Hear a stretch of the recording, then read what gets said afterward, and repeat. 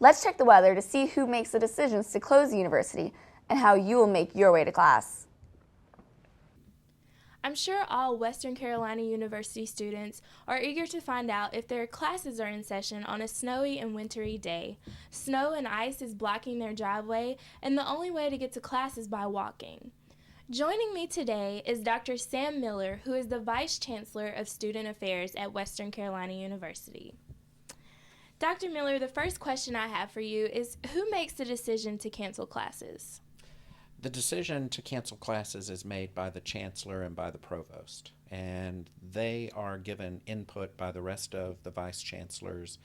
And the university has an emergency preparedness group, and we meet in anticipation of these storms and try to give our best advice based on all the information we have. At what point do you start getting concerned about the weather?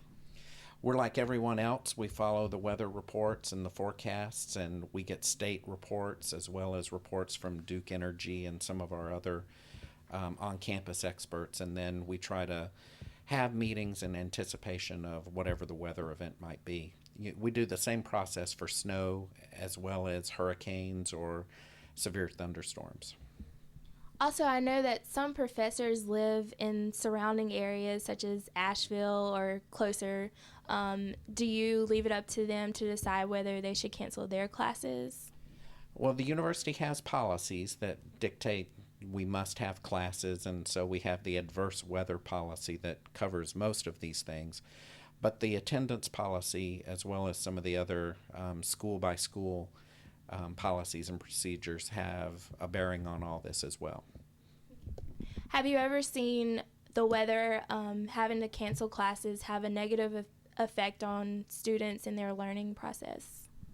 I think anytime we give up a chance to have regular class sessions, that has some negative impact, but the schedule is also designed by trying to anticipate we may have some situations come up that on occasion require cancellations, and I think we've got enough time in the schedule to handle most of those.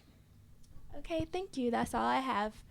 There you have it. Reporting from the Western Carolina University Office of Student Affairs, I'm Jasna McErath. What an unusual winter we have here in the mountains of Western Carolina. We've had rain, snow, sleet, and even sun in the past week. The burning question on every student's mind is, how is it affecting their studies? Are they getting to class in the morning? Joining me here today is Don Taylor, manager of the Catron Services. Don, I understand that you're the one that calls off the Catron Services in this disastrous weather. I'm just wondering, how do you make this decision?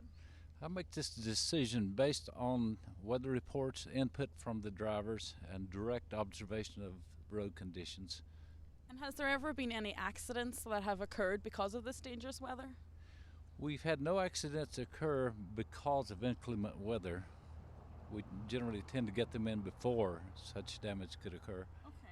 And what kind of weather is most dangerous around this campus? Because we are on a mountain. It would be rain, sleet, ice, snow.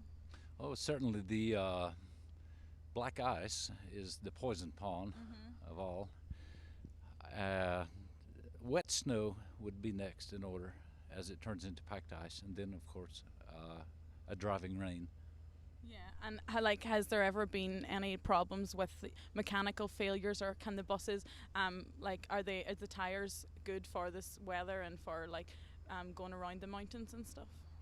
Well, the tires once they get to a point are simply taken off and new ones are put on. We keep a store of some 4 to 8 at all times, usually pre-mounted, ready to go. And see, with the older buses, are they sufficient enough to drive in this kind of weather? They're adequately maintained. Yeah. Okay. Well, the way we've had severe weather this past 2 weeks, and you've had to call off an emergency shutdown. Did you take the same measures to call that off, or was there anything else that made you call it off? We looked additionally at the